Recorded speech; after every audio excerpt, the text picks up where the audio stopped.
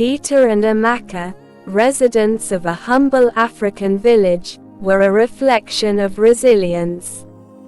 Their home was small, with a thatched roof that leaked when it rained, but their hearts were full of faith and love. Every morning, Peter would rise before the sun, laboring in the fields like an elephant, while Amaka tended to the children and household chores. Despite the daily grind, they never gave up on their prayers, their dreams, or each other. Together, they shared the same faith that someday, their struggles would yield something greater than they had ever imagined. Their children, twins Paul and Barnabas, were their pride and joy. The two boys had grown under the care of their hard-working parents. Peter and Amaka knew the sacrifices they had made to keep their family intact. They worked tirelessly, hoping to provide a better future for their children. But life had other plans. The family was caught in a web of poverty, struggling to feed themselves and pay school fees. The dreams they had for their children seemed distant, slipping through their fingers like sand. As the boys approached secondary school age, Peter and Amaka were torn. The cost of education was beyond their reach. Amaka would often pray quietly, her eyes moist with unshed tears, as Peter comforted her, assuring her that God would provide. But with each passing day, the weight of their financial burden grew heavier. They could not send both boys to school, and a heartbreaking decision had to be made. Paul, the older twin by minutes, made a decision that stunned his parents.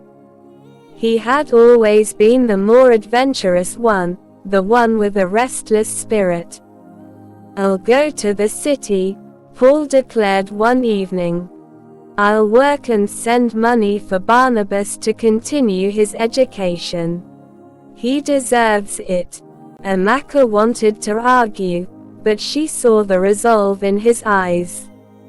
Paul had always been stubborn, yet deep down, she knew he had made the right choice. Barnabas, on the other hand, was devastated. He had looked up to his twin brother his entire life.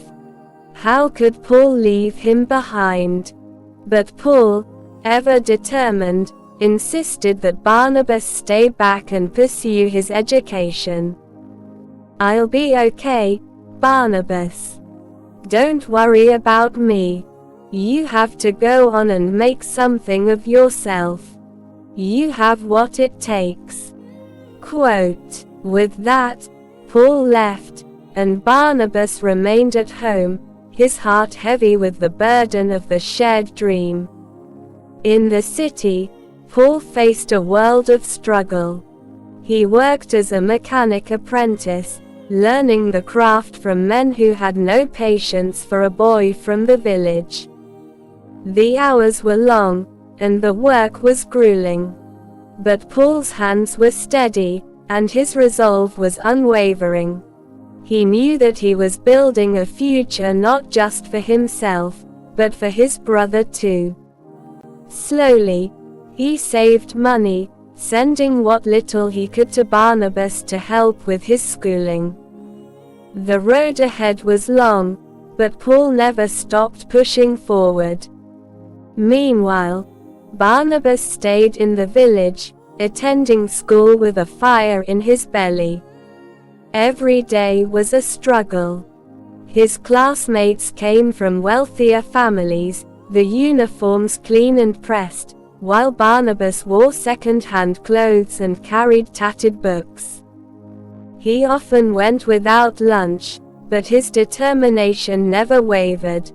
He knew that his brother was sacrificing so much for him, and he could not afford to waste the opportunity. His dream was to make both his parents and Paul proud. Years passed, and the sacrifices took their toll on Barnabas. But with every passing day, his resolve grew stronger. He studied late into the night, often by the dim light of a kerosene lamp. He excelled in his studies, determined to make something of himself despite the odds. The pressure weighed heavily on him, but he never let go of the dream of achieving a degree. In his heart, he knew that his education was the key to lifting his family from poverty. Then came the day Barnabas received his degree. The day was a blur of emotions. Tears of joy, relief, and pride streamed down his face as he held his first-class degree in his hands. It was a victory not just for him, but for his parents, for Paul, and for all the sacrifices that had been made. He had done it.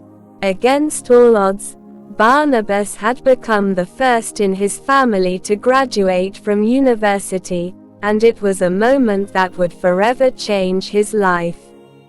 As Barnabas stood on that stage, holding his degree, his mind wandered to his twin brother. Paul had been with him every step of the way, even if from a distance. He wished Paul could be there, standing beside him, proud of the man he had become. Barnabas knew that the road ahead was still tough, but now he had a weapon, an education. He would find a way to make a living, to return the favor to Paul and their parents. Back in the city, Paul had grown into a skilled mechanic, respected in his trade. His life had not been easy, but he had earned the respect of his peers. Still, the longing for home, for his family, never left him. Every now and then, he would hear news from the village and wonder how Barnabas was doing. The two brothers had remained in contact, their bond never severed, despite the physical distance.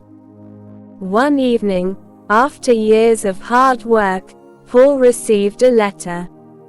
It was from Barnabas, and it carried the news that Barnabas had graduated with first-class honors. The words on the page sent a surge of pride through Paul's heart. He had done it. Barnabas had done it. Paul couldn't help but smile. It had all been worth it. The sacrifices, the struggles, the sleepless nights, it had all led to this moment. The moment of triumph, however, was bittersweet. Barnabas' success came with its own set of challenges. He knew that with his degree, he would have to find work, but the world outside the village was a tough place.